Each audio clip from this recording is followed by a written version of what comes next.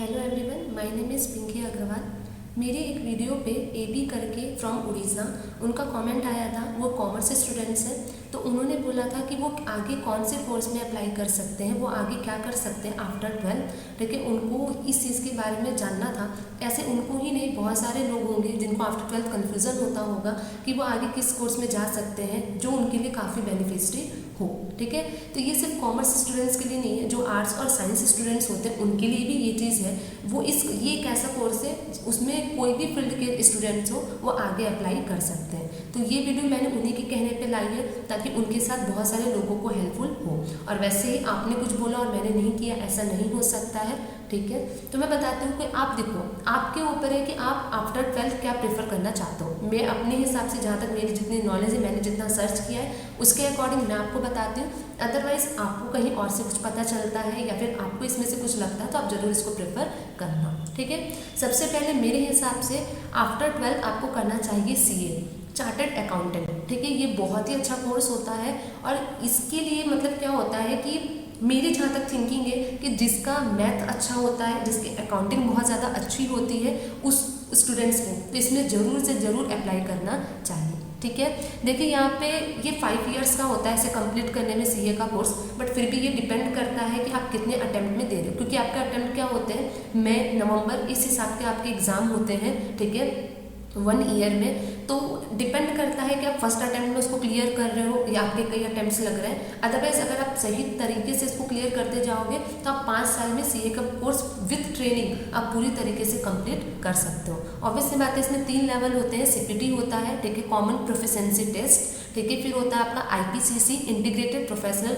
Competence course, और फिर होता है FC फाइनल कोर्स। ठीक है, तो आपके ये 3 लेवल होते हैं। 3 लेवल का आपको एग्जाम देना होता है, उसमें अलग अलग मॉड्यूल्स होते हैं। ठीक है, वो आपको करना होगा। ठीक है, तो अदरवाइज क्या है कि आफ्टर 12 जो है आप बहुत आराम से इसको कर सकते हैं। ठीक है, यहाँ पे मैंने लिखा है एलिजिबिलिटी में, देखिए कि चाहे कॉमर्स हो, चाहे साइंस हो या आर्ट्स स्टूडेंट्स हो, वो आराम से जो है CPT सबसे पहला आपका टेस्ट होता है। बहुत ही सिंपल टेस्ट होता है, बहुत ही ज़्यादा ऐसा कुछ नहीं है।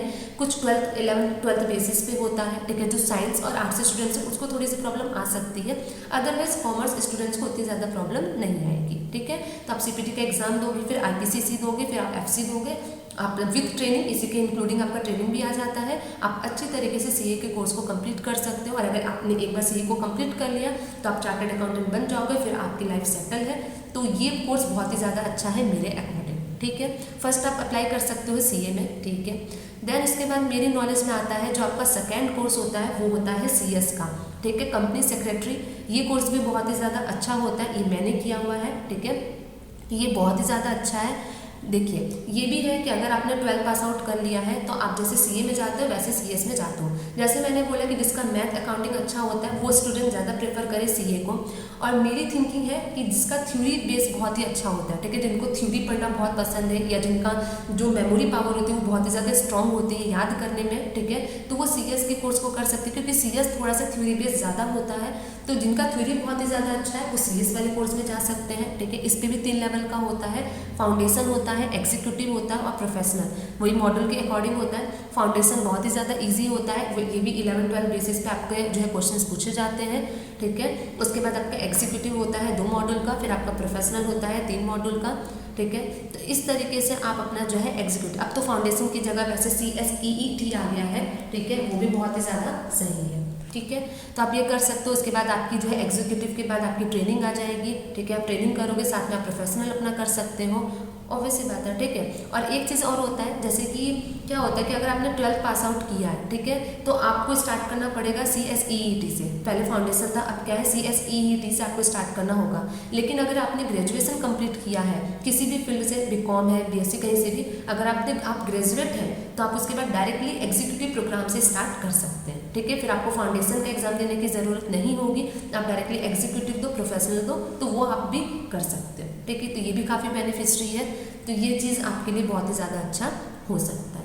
ठीक है, तो आप एक कोर्स ये प्रेफर कर सकते हो CS, ये बहुत ही ज़्यादा अच्छा होता है। ठीक है, देन इसके बाद थर्ड कोर्स आता है आपका CMA cost and management accountant. ठीक है, ये भी काफ़ी अच्छा होता है, वही सेम चीज़ है, ये सारे कोर्स आफ्टर 12th आप बहुत अच्छे से कर सकते हो, क्योंकि ये सारे कोर्स ऐसे होते हैं कि अगर आपने क्लियर कर लिया तो आपकी जॉब सिक्योर है, आप अच्छी तरीके से अपना फ्यूचर जो है क्रिएट कर सकते हो। ठीक है, तो वही सेम चीज़ है, इसमें भी 3 लेवल होता है, फाउंडेशन कोर्स होता है, इंटरमीडिएट कोर्स होता है और फाइनल कोर्स होता है।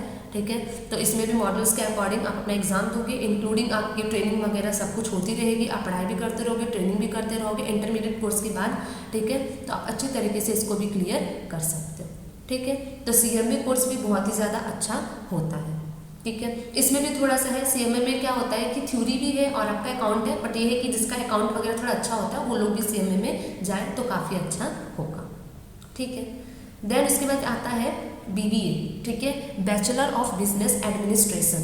BBA कोर्स भी बहुत ही ज़्यादा अच्छा है। जैसे कि क्या होता है कि अगर आप आफ्टर 12th जो है BCom करते हो, BBA कर सकते हो। BBA करने का क्या होता है कि अगर आप BBA करते हो तो आगे आपका ऑप्शन होता है MBA करने का। तो आपका एक फील्ड होता है वो बहुत ही ज़्यादा सही रहता है कि आपने 3 साल कर लिया BBA, फिर आपका 2 साल होता है MBA का, तो वो बहुत ही ज़्यादा अच्छा होता है। इसमें भी आपके लिए काफ़ी अच्छा फ्यूचर है। ठीक है, BBA में एक full time BBA is a 3 years course divided into the 6 semester. 3 साल का कोर्स होता है, 6 सेमेस्टर में जो है आपका डिवाइड होता है। ठीक है, टोटल अगर आप मान लो तो various dual degree BBA course such as a BBA, LLB and integrated MBA which are 5 year duration course. तो आपके पास 5 साल होगा, आप इसमें भी जा सकते हो। 3 साल आप BBA करो और फिर 2 साल आप MBA करो, बहुत ही ज़्यादा अच्छा है।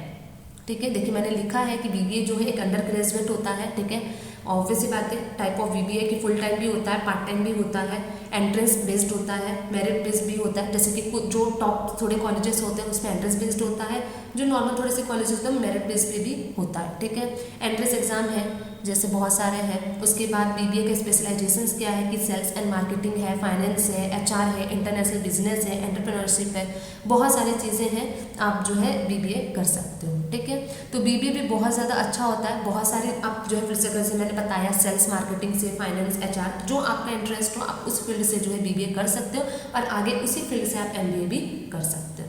ठीक है, यहाँ पे देखिए, यहाँ पे लिखा हुआ है BBA एलिजिबिलिटी क्राइटेरिया में कि आपका जो candidate must have attend a minimum 50% aggregate and above in class 12। तो बहुत ज़्यादा परसेंटेज की भी रिक्वायरमेंट नहीं है, आप आराम से कर सकते हो। एंट्रेंस एग्जाम में बहुत ज़्यादा आपको दिक्कत नहीं होगी। ठीक है, आप आराम से BBA का एग्जाम भी दे सकते हो। उसके बाद BBA के बाद आप MBA ट्राई करो, बहुत ही सही होगा। ठीक है, देन इसके बाद मैंने बताया बैंकिंग कोर्सेज। ऑब्वियसली बात है, ये तो बहुत ही ज़्यादा लोगों को नॉर्मली भी पता होगा बैंकिंग कोर्स के बारे में। बहुत लोग होते हैं, ठीक है, 12th करने के बाद बैंकिंग में, जैसे कि देखिए यहाँ पे मैंने बताया SBI PO है, SBI SO है, SBI क्लर्क का है। ठीक है, IBPS PO, IBPS SO clerk का, बहुत सारे देखिए यहाँ पे ऑप्शन लिखा हुआ है।